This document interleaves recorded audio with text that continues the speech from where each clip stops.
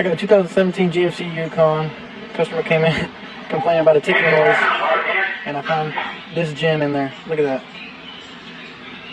Looks kind of straight. I mean, I don't know though. Came from cylinder number 4, which is right there. That one there. But yeah, definitely got a lifter problem.